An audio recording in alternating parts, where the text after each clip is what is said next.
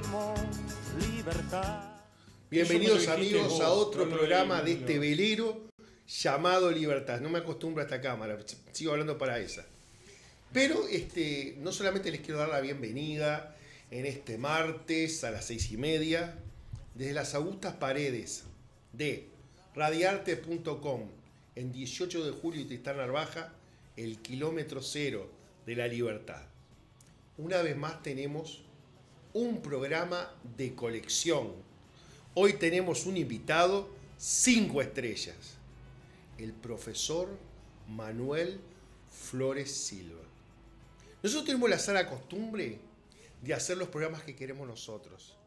Entonces, nos gusta hacer reportajes a una época. Y usted, profesor, fue un protagonista de varias épocas. Yo estaba ahí. Sí. Nos gustaría, profesor, aparte de repetirle la bienvenida, que usted nos ilustre la influencia de su familia en la política y cómo usted fue labrando su camino. Bueno, mire, el primer Flores que vino en 1748, vino de Corrientes. Era nieto de uno que había sido alcalde en Corrientes, que era un chileno. Ese chileno a su vez era nieto de uno que llegó con Valdivia y fundó Santiago, que era alemán. Se llamaba Blumen de apellido. Flor, quiere decir en alemán. ¿Qué quiere decir Flores? Castellanizó y bueno. Y de ahí venimos nosotros. Él venía de Stuttgart. Él se casó con una heredera inca, que los españoles tenían un acuerdo con los incas y le daban bastante, por lo cual tuvo una situación económica muy buena. Él fundó Blumen, después Flores, fundó Viña del Mar. Bueno, un nieto perdido terminó en Corrientes y un nieto de Corrientes terminó acá, y acá venía la gente que no tenía mucha cosa, porque en realidad acá no había minas de oro, ni de plata, acá veníamos. Su hijo Felipe era muy amigo de Artigas, nacen en el mismo año. Miento, en el año 62 se casa, en el año 64 nacen los dos. Fueron compadres toda la vida. Y de Felipe nace dos, Manuel, que es mi tatarabuelo, y nace Venancio. Sobre Venancio me gustaría hablar, porque adelante, se le discute. Cuando decimos que este programa es nosotros, ya es programa usted suyo. Una vez que entró acá, es dueño de casa. Voy a decir dos o tres cosas de Venancio porque... Que nadie lo detenga. La guerra del Paraguay. El tema es así. Venancio termina la Guerra Grande, viene un gobierno del señor Juan Francisco Giró.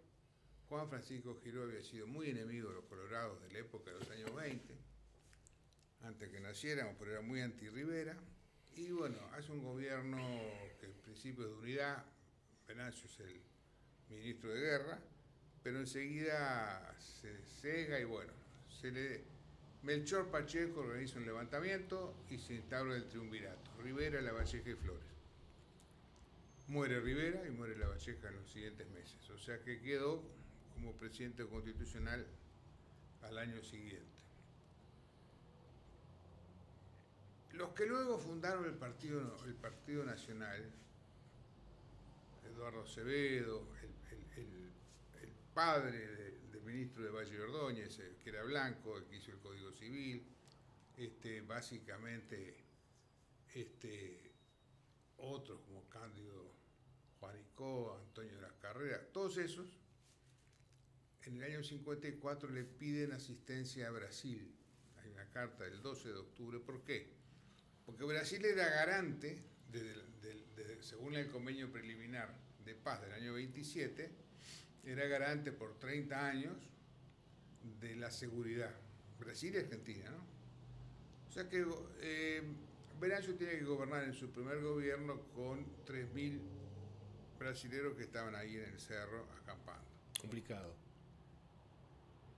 Hacen un acuerdo con Uribe y ponen a Pereira de presidente. Pereira era el hombre más rico del país y era sobrino de Artigas, era un tipo muy prestigioso.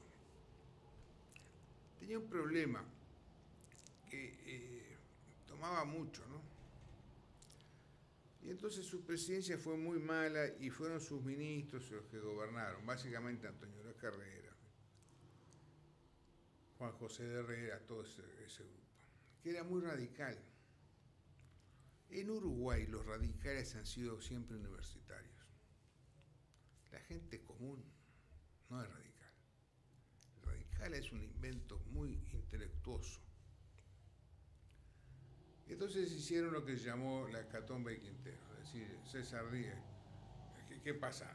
Se prohibieron los cintillos, se prohibió ser colorado, Sí. era obligatoria en el sombrero llevar una cinta, la celeste, que se identificaba como blanca, por lo cual nació el sin sombrerismo. Por primera vez hubo gente que para no llevar la cinta no usaba sombrero. Entre ellos, por ejemplo, un diputado blanco llamado Ambrosio Velasco. Y entonces, los colorados empezaron a reclamar y hubo un acto, quiso hacerse un acto de homenaje a Quinteros al año a Quinteros murieron 200, más o menos, 200 y pico. Un acto de homenaje y se prohibió el homenaje, y se destituyó a un militar que estaba en la comisión, en fin, era muy complicado. O sea que los colorados estaban en el exilio, Flores, Díaz, todo. Díaz hace una revolución, César Díaz era un tipo muy importante, había sido el representante uruguayo en la batalla de Caseros, era un oficial del ejército que derrotaron a Rosas, en fin. César Díaz hace una revolución que, vista en perspectiva, no tenía ni pie ni cabeza, porque bajan 400 tipos a pie, acá, a pocos kilómetros de Montevideo, una revolución a pie, ¿no? Porque le falló el tema de los caballos. Y bueno, fueron a pie huyendo hasta Durán, y en Durán lo mataron. Mataron a todos los oficiales y a los soldados los quintaron. Es decir, uno, vos no, el quinto, vos muerto. 1, 2, 3, vos muerto. Y entonces mataron unos 500, porque había unos cuantos, unos 200, porque había unos cuantos italianos. A los gringos los mataron todos. Y entonces, bueno, no quiero detenerme, quiero ser sintético. Pasa Quinteros, años 58, 59, 60, 61, 62, 63, Flores intenta, quiero patria para los colorados, no había patria para los colorados, y entonces, ¿qué pasó? Invadió con 3 hombres. La invasión fue sencilla, porque ¿qué hacía él? Él tenía mucho prestigio, ¿no? En la campaña. Empezó con 3, a los 10 días eran como 20, a los 100 días eran como 200. Iba juntando gente y disparaba. Huía del enfrentamiento frontal con el ejército blanco. Los blancos tenían 2 ejércitos, uno en el sur y otro en el norte del Río Negro. Entonces, pues ya cuando tenía 500 hombres empezó a dar batalla, porque cada vez que la vanguardia del ejército blanco se adelantaba demasiado, él daba vuelta, los vencía y seguía. Y entonces tiene como 10 batallas que gana, y eso le generaba más prestigio, y al final la revolución tenía 3.000 o 4.000 hombres y conquistó todo el interior, salvo Paysandú. Entonces, ¿ahí qué pasa? Había negociaciones muy intensas. No ha llegado. Bueno, negociaciones muy intensas con Atanasio Aguirre, que era el presidente blanco. Y se llegó a un acuerdo. Estamos hablando de junio del 64. Se llegó a un acuerdo. Atanasio Aguirre sacaba a los radicales de gabinete, que eran Antonio La Carrera, en fin. Y estaba Lapido y estaba Cándido Juanicó, en fin. Lo sacaba del gabinete y ponía colorados en ese gabinete y se hacía un gobierno moderado. Ese acuerdo lo gestaron el embajador brasileño, el embajador argentino y el embajador inglés. Y se firmaba eso en Paso a Rosario. Y en Paso a Rosario va Flores, con algunos oficiales, van los que hacen el acuerdo, diplomáticos extranjeros y llega a la delegación blanca, que era Andrés Lamas, básicamente. Y ahí se enteran de una cosa terrible. Estamos hablando ya en junio, julio, agosto del año 64. Se enteran que los blancos no firman el acuerdo porque han obtenido el sí de Francisco Solano López de Paraguay para ayudarlos. Entonces los tipos que están a punto de firmar no firman porque los va a ayudar López, y eso revolucionó todo, porque ¿qué pasa? Todos nos dimos cuenta que la guerra se había internacionalizado, ya no sería una guerra civil, sino una guerra de la región. Y López no era un tipo sencillo, ¿no? A ver, no quiero dar en un minuto un retrato, pero básicamente, digamos que mató a su hermano Venancio, mató a su hermano Benigno, torturó a la madre. Qué horrible. Era paranoico el tipo, que creía que algo más tenía. Mató a los dos cuñados, que uno de ellos era el principal general del ejército, mató a sus 3 ministros, mató al obispo Palacio. Era un hombre, y tenía una idea. Él había mandado a hacer ya las insignias, la medalla, los cetros para proclamarse emperador. Porque él tenía la idea de que la Argentina era un lío, que Buenos Aires nunca iba a unir a Argentina, y entonces que eran liberales, que para López era lo peor del mundo, era un flojo, liberal, un tolerante, un tipo que no tiene las cosas claras. A eso él pensaba. Entonces, él quería ser el emperador del Paraguay y pactar de igual a igual con el emperador de Brasil, que era el único que respetaba. Entonces, para eso tenía un plan muy bueno. El plan de López era muy bueno. Plan del que toman conciencia en el Paso al Rosario los embajadores que habían ido a firmar. Brasil y Argentina desconfiaban una de la otra. No eran. Habían estado en guerra unos años antes, la guerra del 25 al 28. Y entonces, ¿qué pasó?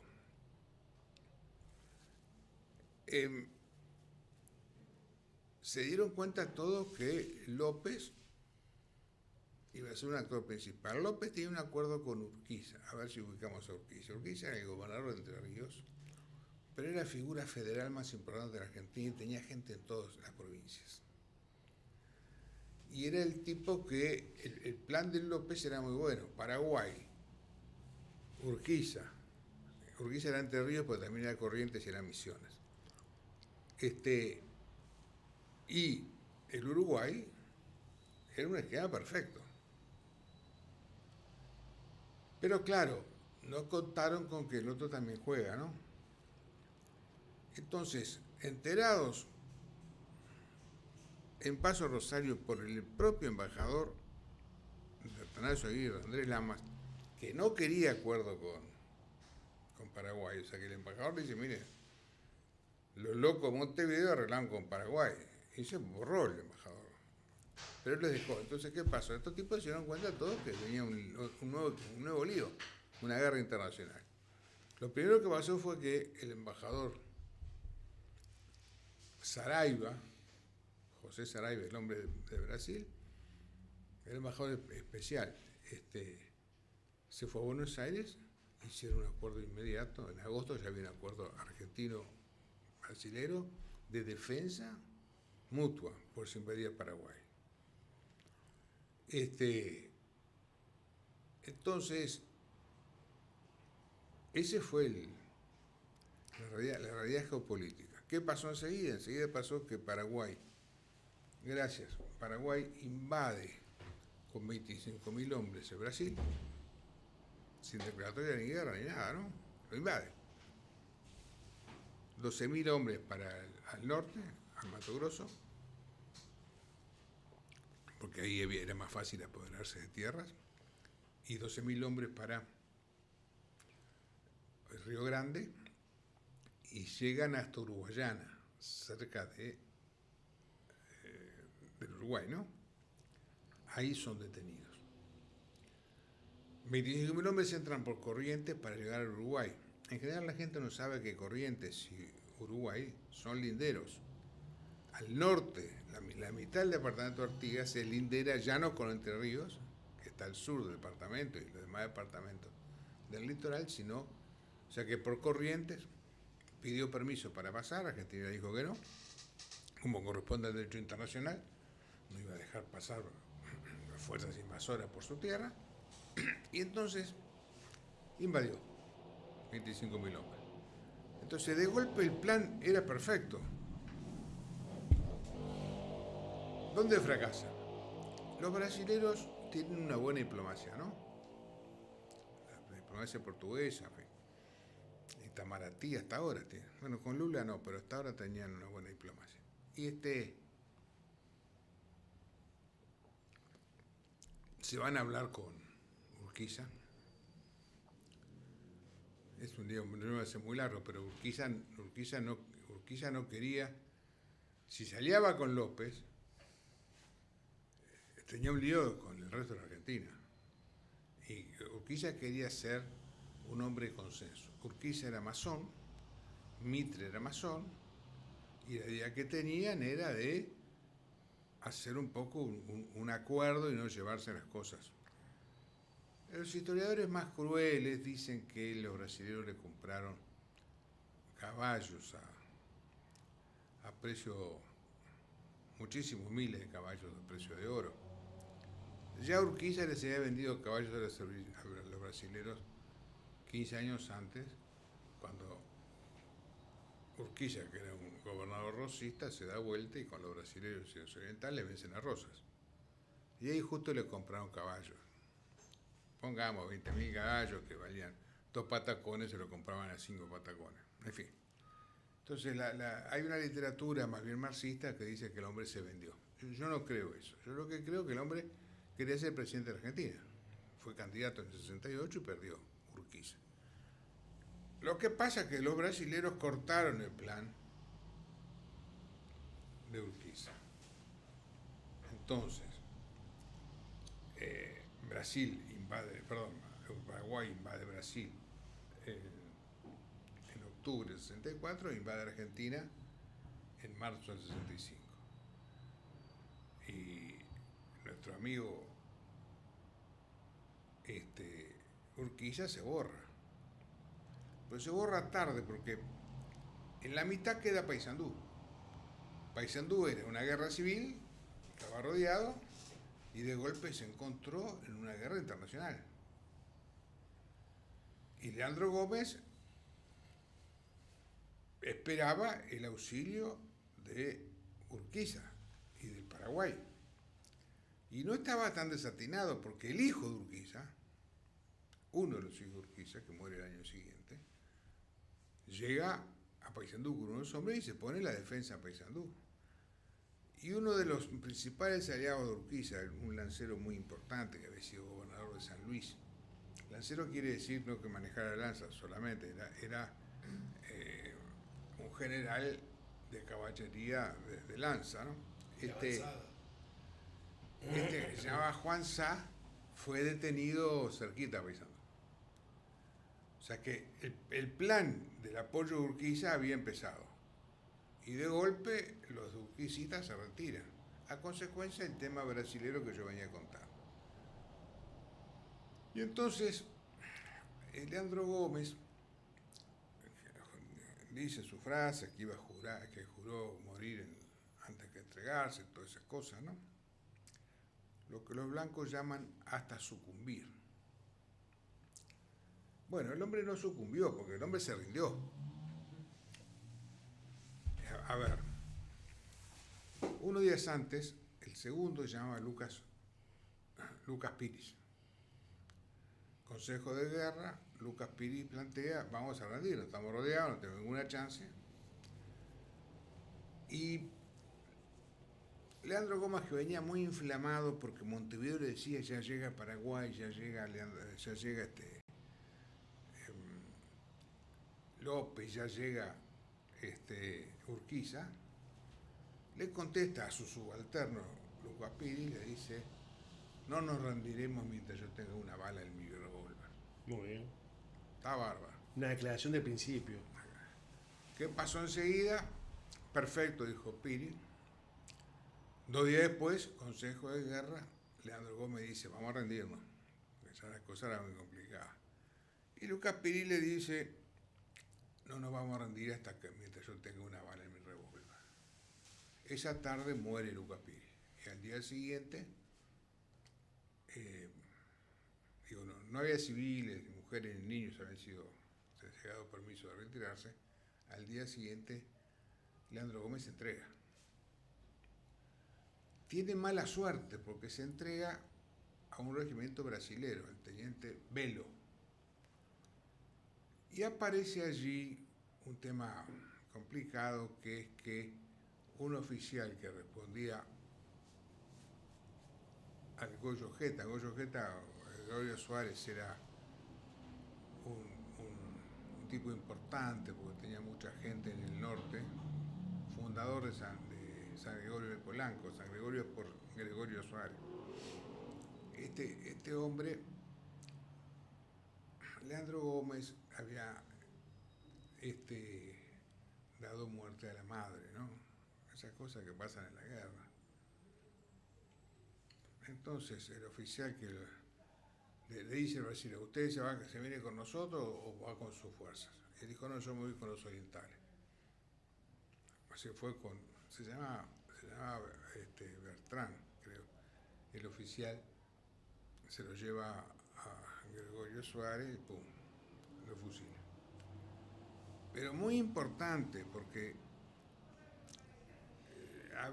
la historia recoge resistencias heroicas, yo qué sé, las Termópilas, luchar hasta la muerte, todo eso. Y entonces hay una cierta tendencia a replicar esa historia. Bueno, no es cierta. El señor, cuando murieron sus oficiales, quedó ahí, se fue y se entregó. Punto y chao. Después, en la guerra lo agarró un tipo. Los brasileros y Tamandaré y Flores se horrorizaron, porque en realidad no era matar le piden cuentas a Gregorio Suárez y lo separan del ejército, ¿no? Paradójicamente, el mayor acusado de la muerte de Flores 3 años después es Gregorio Suárez. O sea que podría ser el mismo el que mató a Leandro Gómez que mató a Flores. Digo, no es una acusación vana. Estaba en el fuerte, Flores, hicieron un túnel que llegó hasta abajo del escritorio del despacho de Flores y pusieron la bomba, ¿no? Tuvo suerte Flores y horas antes capturaron a los que habían hecho la mina, el atentado de la mina se llama. Y en ese atentado de la mina, los tipos cantaron. ¿Y ustedes a quién responden? ¿Quién lo mandó? Suárez. Entonces, claro, a los 6 meses de eso muere Flores. Entonces el sospechoso fue siempre Suárez. Suárez era un hombre de guerra. Efectivamente declaró en ese momento ante Tamandaré: los blancos hicieron caminar a mi madre 20 leguas y después la quemaron dentro de un rancho. Entonces el tipo, yo desde entonces no pido ni de tregua. Las cosas bélicas, pero no fue el plan de nadie. El tipo murió esperando a López, y López ya había perdido el apoyo de Urquiza, y se encontró con un conflicto que López pensaba que iba a durar poco. Había un embajador blanco muy bueno, muy capaz, se llama José Vázquez Sagastume, que era el embajador blanco en Asunción, que es el que logra que finalmente López diga que sí. López ha dicho que no a varias delegaciones, pero José Vázquez Sagastume lo logra. Y cuenta en un fascículo que yo tengo y que fue muy conocido en su época, que él va a ver a López y lo encuentra con un plano en el escritorio de toda la región. Y López le dice, invado por acá, metió 50.000 hombres, ¿no? Era muchísimo, ¿no? Una batalla acá, eran 4.000 por un lado, 5.000 del otro, no más que eso. Metió 50.000 tipos. Y acá, y señaló Porto Alegre, acá es el armisticio. Porque el plan de López era, invado, llego, la Argentina se inflama toda por mi alianza con Urquiza, apoyo a los blancos, y el territorio del nuevo imperio era, imagínense ustedes, Paraguay, Misiones, Corrientes, Entre Ríos y Uruguay, salida del océano. En los planos decía Mar del Paraguay, lo que hoy es el océano Atlántico, digamos, el océano Atlántico nuestro, ¿no? El de ahí de Rocha, de Maldonado. Y entonces, el tipo se preparó por una guerra corta. Volteó este y negoció con el emperador. Sus relaciones con el emperador nunca fueron buenas. Porque, ¿qué pasa? El padre López, Carlos Antonio López, que era un tipo muy inteligente, el dictador paraguayo Carlos Antonio López, que trató bien a Artigas. Mientras Francia lo trató muy mal, López lo trató bien. Era un viejito Artigas, ¿no? Entonces, que le había dicho, nunca recurras a las armas contra Brasil. Este joven, él lo nombra general, el viejo López nombra a Francisco Solano general a los 15 años. Y lo nombra jefe del ejército a los 18. Y bueno, el hombre se va a Europa. ¿Y por qué compra armas y compra cosas y se instala en París? Y en París se hace muy cercano a Napoleón III, que era la idea de gobernar por decreto, un antidemócrata esencial, un emperador autoritario. Y él está en la corte allí y él se pega muy pegado a las ideas de Napoleón III. Se consigue una novia que la trae, que se llama Madame Lynch. Madame Lynch, que es testigo de la locura de su novio, le avisa al uruguayo embajador blanco, le dice, vienen por vos, huí. Y así como estaba José Vázquez Sagastume, no pasó ni por la embajada. Rajó y por eso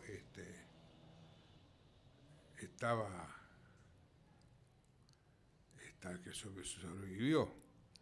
Otros blancos que se refugiaron le fue muy mal, lo mató López, ¿no? Por ejemplo, Antonio Lacarrera, que fue ministro, embajador, canciller, se refugió en Paraguay. Lo puso preso, era muy salvaje porque tuvo un año lo metió en una jaula y las uñas eran muy largas, el pelo muy largo. Y al año más o menos en San Fernando, es una ciudad de Paraguay, mátenlo. Y también a Rodríguez Larreta, un chico que iba con él. Bueno, entonces, es un conflicto nacional, se transformó en internacional.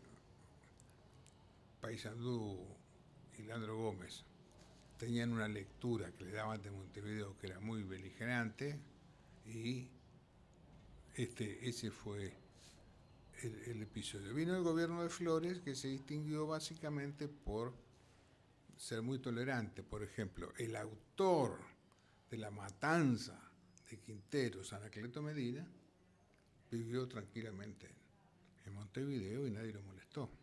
Bueno, nadie no. Tuvo un solo incidente que fue que un pescador, que era pariente de aquellos italianos que lo habían muerto, se negó a venderle pescado. Pero salvo eso, el hombre pasó así. Digo porque también tenemos que mirar con ojos del Uruguay de hoy. Vázquez Sagastume, que fue el iniciador de la guerra, el 65, fue el que en el 64 fue el que convenció a López, toda esa historia. Bueno, López no pensaba ser muy convencido porque tenía su proyecto imperial. Eso fue en el año 64. En el año 90, 91, era cónsul uruguayo en Brasil. O sea que el tipo terminó la guerra civil, volvió, se metió en el Ministerio de Relaciones donde él trabajaba y lo mandaron a Brasil 20 años después. Tuvo varios destinos. Pero digamos, uno piensa, se mataban, morían, lo menos lo van a echar, ¿no?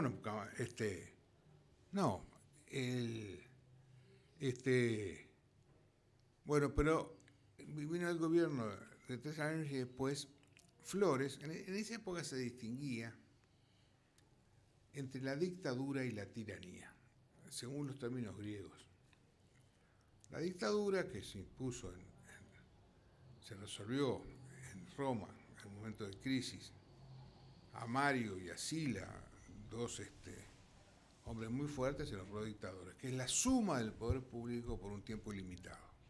Es decir, en una situación de crisis, todo el gobierno depende de vos por 1 año, 2 años, 3 años. Cosa diferente de la tiranía, que es la suma del poder público para siempre, o mientras dure o sin límite, digamos. Y entonces, ¿qué pasó?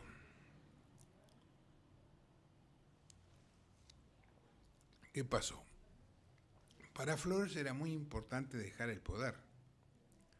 A los 3 años, había estado 1 año y pico en Paraguay. Hay muchas cosas interesantes en esa guerra, porque hubo una entrevista entre Mitre, Flores y López, ¿no? A ver si se podía parar la guerra y no se pusieron de acuerdo. Pero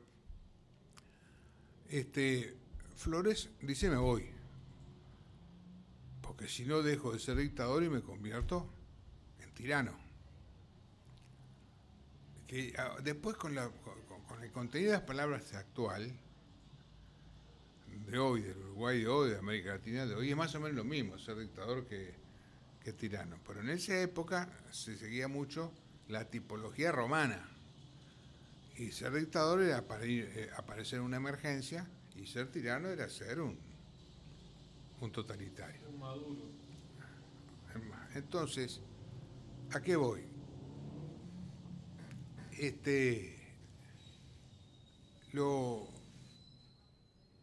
El tipo se embarcaba el día 20, dejó el gobierno el día 15, exactamente a los 3 años que lo había asumido, se embarcaba para Entre Ríos.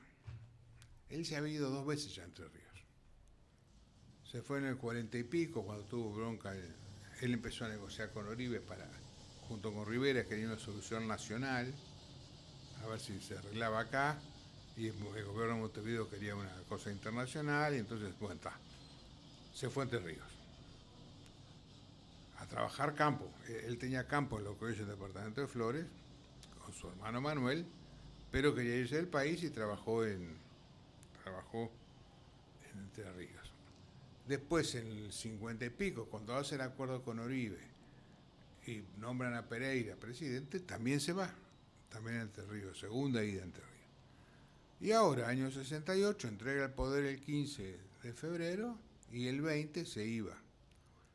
Había arreglado con un capitán de barco que lo llevaba, estaba todo arreglado. El 20 en la madrugada. El 19 está ya. ¿Qué pasa? El 15, cuando él resigna, había habido un intento blanco dirigido por Berro de revolución que había fracasado. Muy larga la historia, pero tomaban un cuartel y el capitán de ese cuartel, el teniente coronel Olave, lo resistió, y entonces cuando tenía que venir los blancos a ayudar a Berro, que había tomado el fuerte es el cabildo, ¿no? Mejor dicho,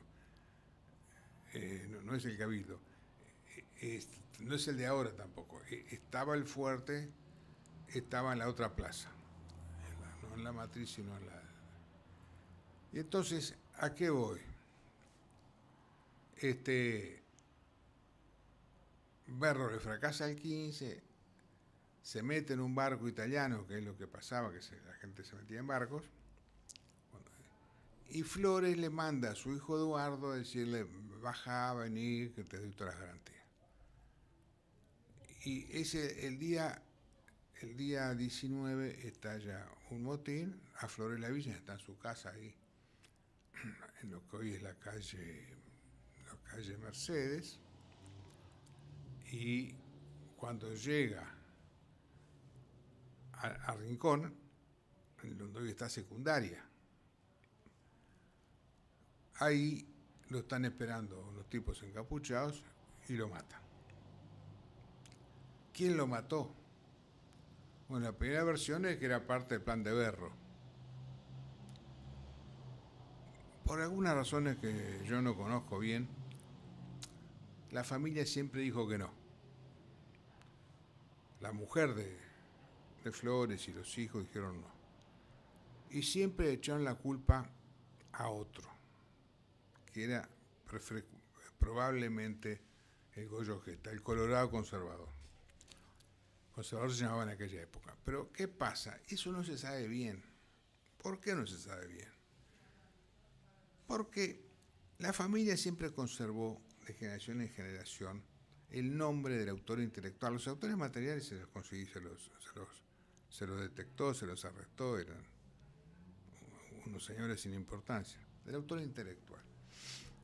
Entonces se conservó en la familia siempre el nombre ese, de generación en generación.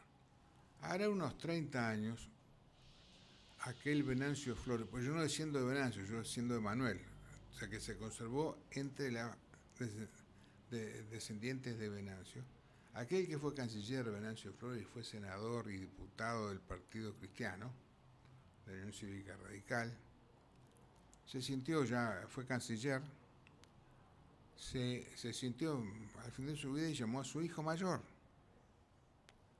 para cumplir con el mandato de transmitirle el nombre del autor intelectual de la muerte de Venancio.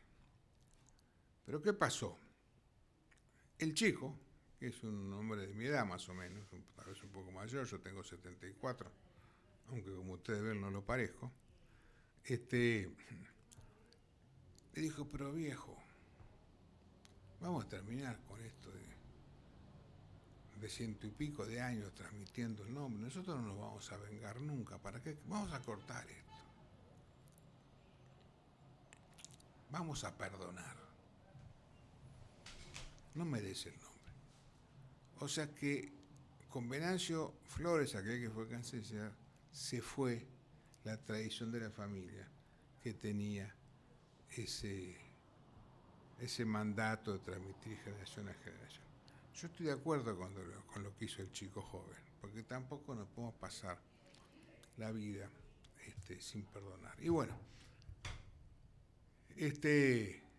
para hacer tu primera pregunta, creo que me tomé un tiempo, ¿no? Estuvo bien, ya hemos aprendido todo. Eso fue una aproximación. Estábamos hablando bastante en la entrada de esa cultura de la cancelación que está apareciendo, ya mucho más ordenada, ya mucho más orquestada, organizada. Pero hemos tenido en el pasado una gran, ¿cómo le podría decir? Una malformación de la historia que ha afectado a muchas figuras. En concreto, podríamos arrancar esta miscelánea de las injusticias con el primer presidente del Uruguay, uno de los presidentes más democráticos, el de la primera ley de prensa libre.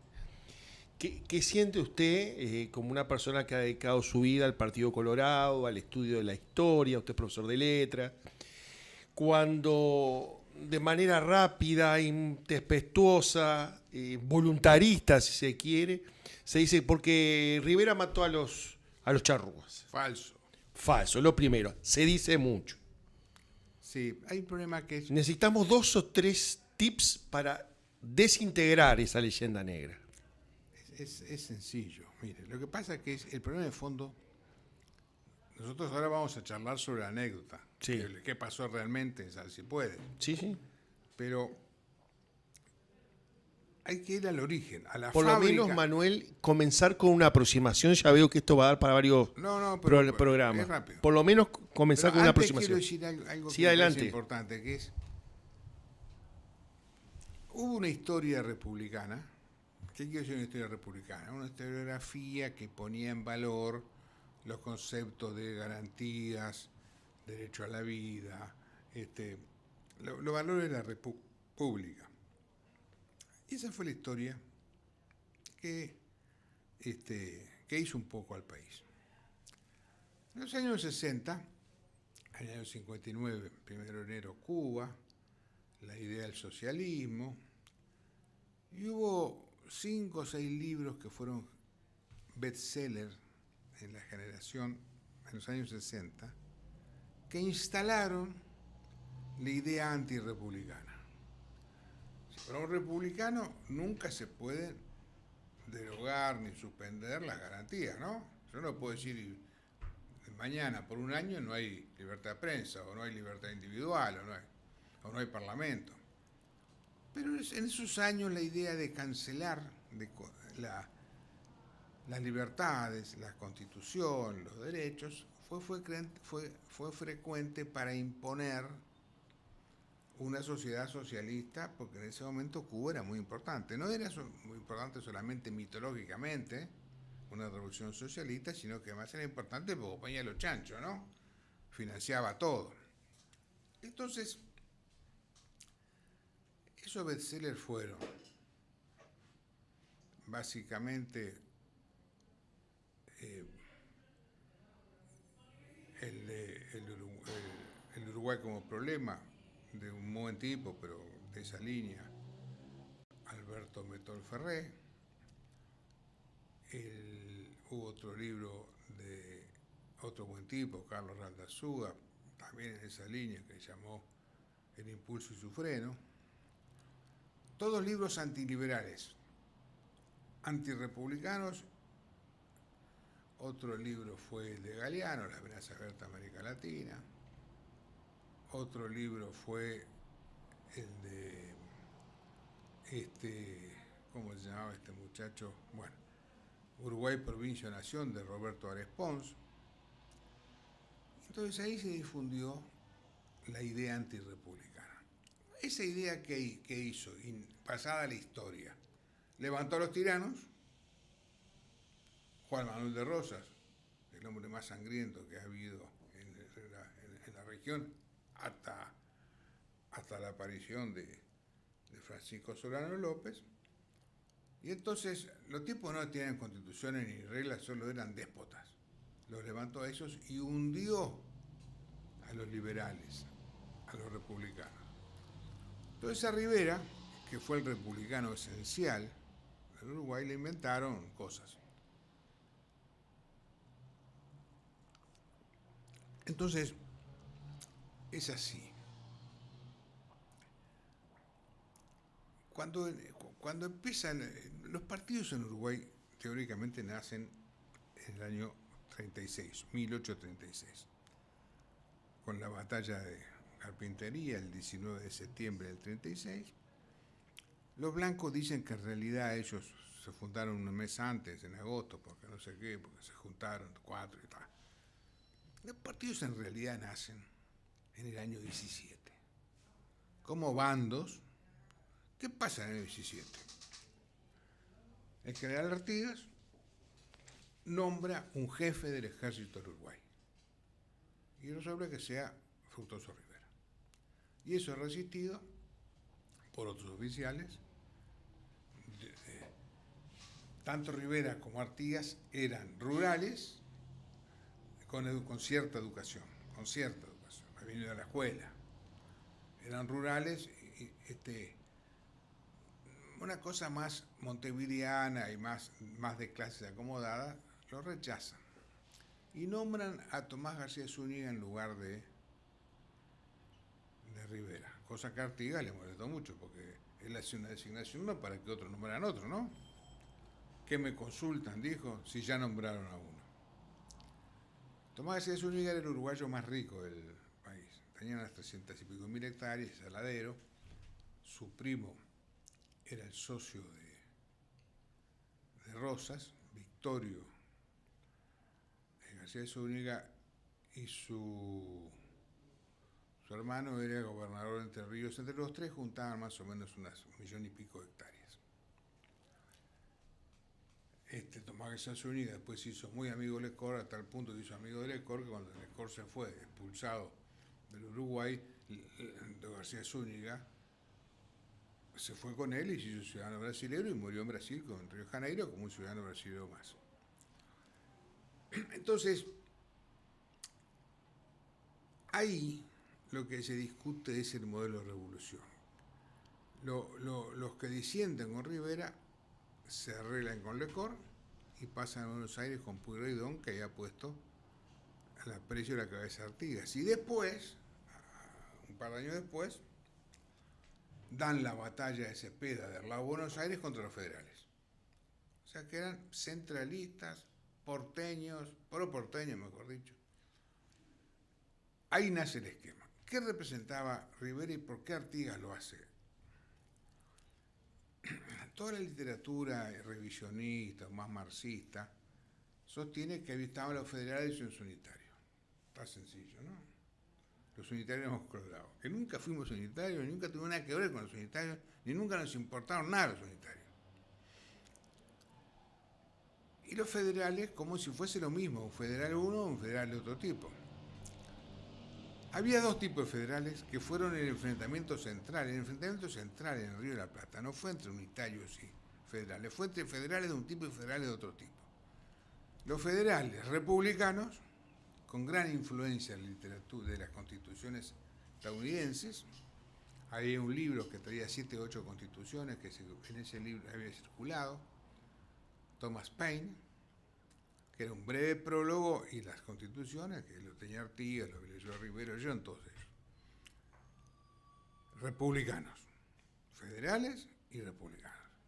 Y después había otros federales, como Rosas y como otros, que no seguían el modelo federal estadounidense republicano, que seguían el modelo federal español, que era autoritario. El federalismo español era así: yo soy rey, vos sos mi vasallo, vos haces lo que querés. En tu región sos autoritario en tu región, pero sos vasallo mío que soy autoritario en el país. Que fue lo que hizo Rosas. El enfrentamiento entre federales republicanos y federales autoritarios fue el centro de la polémica política, de la lucha y de la guerra en el Río de la Plata entre 1826 y 1852. Está bien. Ese republicanismo era esencial, por eso Rivera instaura la libertad de prensa, los derechos, en fin, todas las cosas, porque era un republicano, fue formado como republicano. Vamos a los hechos. ¿Qué le instalaron los enemigos de Artigas a Rivera? Los enemigos de Rivera a Rivera. Voy a mencionar el tema de la muerte de los charrúas. Segundo, voy a mencionar la traición a Artigas.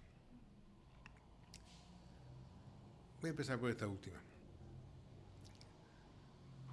Cuando Artigas se va, su pareja, ¿estamos cerca? 10 minutos.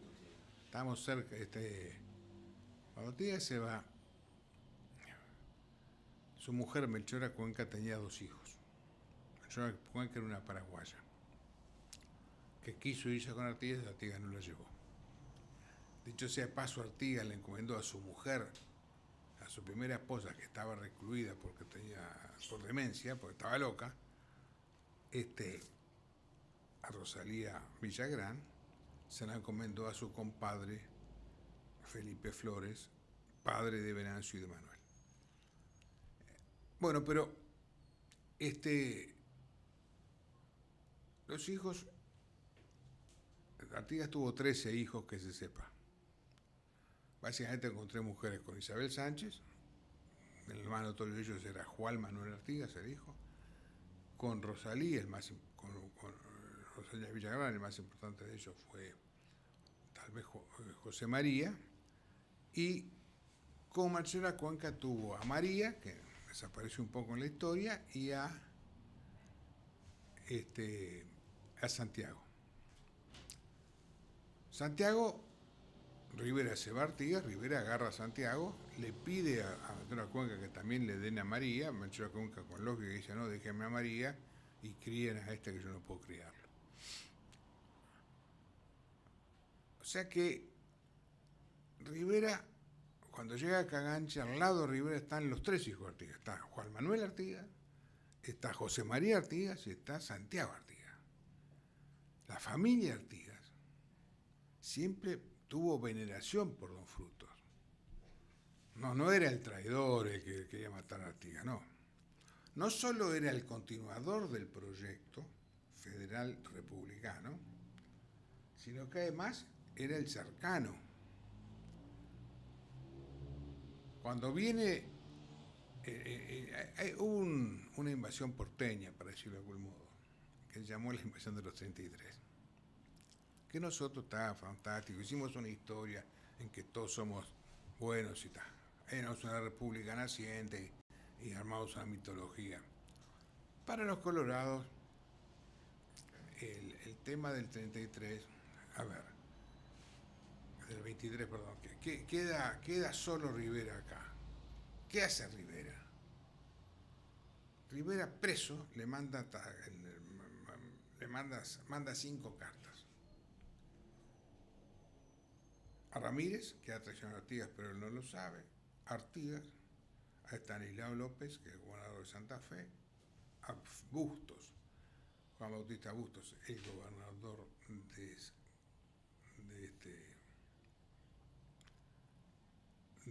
de Córdoba. Y manda una segunda a Ramírez. Porque Ramírez, en teoría, acababa de vencer a Buenos Aires en nombre del artiguismo, en la batalla de Cepeda. Para ver las fechas, a Rivera lo agarran el 3 de marzo mientras está negociando. La batalla había sido, la batalla de Cepeda había sido por ahí el 1 de febrero, 30 días antes, y el acuerdo de traición a Artigas de Ramírez, vencedor de Cepeda, fue por el fin de febrero. O sea que, y este estaba aislado. Entonces, ¿qué dicen esas cartas? Dice, el portugués es peor que el español, no hay que someterse porque si no van a matar a los últimos 500 hombres que nos quedan. Tenemos que desde el primer día que estar pensando en el futuro. Yo preciso 2.000 hombres, a todos ellos le dice, porque con lo que junto acá hay 2.000 hombres podemos vencer a estos que eran 12.000. Me amparo en el artículo 4 del Tratado del Cuadrilátero, que era el Tratado del Cuadrilátero, era un tratado entre todas las provincias artiguistas de defensa. Entonces le pide a Entre Ríos, mándame gente, le pide a Córdoba, mándame gente, le pide a Santa Fe, mándame gente, y vamos a organizar esto. La entrega, él empezó a negociar y negoció 2 cosas. Primero, que hubiera un regimiento, como en cualquier provincia, argentina o brasilera, de que una fuerza armada solo orientales. Ahí nacen los dragones, fue con los dragones que hicimos la victoria del 25. Y lo segundo, que no se revoquen los permisos de tierra que se les dio a los productores pequeños en todo el país. Porque venía un nuevo orden político y podían joder a todos los artiguistas. Entonces, está rodeado por 4.000 personas, manda esas cartas y empieza a conversar con la gente. Cuando viene el 25, hay decenas de cartas por ahí. Yo tengo 2 que dicen, señor XX, ha llegado el momento en el que tanto hemos hablado, ha llegado el momento de levantarnos. El opresor, bla, bla, bla. Entonces, Rivera no solo no traicionó a Artigas, sino que humanamente cobijó a sus gentes y políticamente fue el continuador de su ideología. Esto se vio porque cuando nos hacíamos porteños, en el año 25, con la invasión de La Valleja nunca entendió mucho de lo que estaba en pugna, ¿no? todo lo de su entorno era caballero oriental. Los caballeros orientales era una logia porteñista. Entonces fue una invasión de los caballeros orientales con un militar a cargo. El acuerdo de Monzón, que es el acuerdo entre los federales republicanos y los centralistas para sacar al brasilero, duró muy poco. En septiembre se dio la batalla de Rincón, y ya en la batalla de Rincón, entre abril, 19 de abril invaden, 29 de abril en Monzón hacen el acuerdo. En septiembre se da la primera batalla a Rivera. Rivera había mandado para preparar la batalla 22 cartas y la Valleja no le respondió ninguna. Entre otras cosas porque su Estado Mayor lo dirigía Sufriategui, y Sufriategui, o Sufriategui como decimos nosotros, era caballero oriental, y era un anti-artiguista y anti-riverista. Paso a los charrúas. Te voy a preguntar, ¿cómo estamos de tiempo? Bueno, vamos a tener que dejar para el martes que viene, porque estamos con 2 minutos para un tema que es muy importante para nosotros. Perfecto, pero le paso al dato. Sí. Cuando viene la República, año 830, hay un poco menos de 1000 charrúas en todo el país. Hay unos 30.000 guaraníes. Esto no era originalmente ni guaraní ni charrúa, esto era guenoa, como se decía en el norte, o los minuanes, que es la misma tribu, los guenoas. Los guenoas tuvieron un problema. Los guenoas, los guaraníes, todos eran culturas neolíticas, no neolíticas, preneolíticas, es decir, tenían algo de domesticación de animales, tenían algo de cultivo de tierras, muy poco, pero era un principio de sedentarismo. Los charrúas no eran neolíticos, eran paleolíticos. Tenían la menor idea de nada, salvo de pelear y robar, los paleolíticos. Los charrúas, dice Azara que a 100 metros ya no se podía estar cerca de ellos por lo que querían. Brito del Pino cuenta que se tenían como una cáscara de excremento que, en fin, hablamos el martes que viene. Sí, muchas gracias. Muchas gracias a todos. Y bueno, la invitación es inmejorable para el martes que viene. Esto ha sido el aperitivo. El plato fuerte viene dentro de 7 días, Manuel. Te esperamos. Un gusto. Hasta la próxima. Gracias. Que tengan muy buen descanso.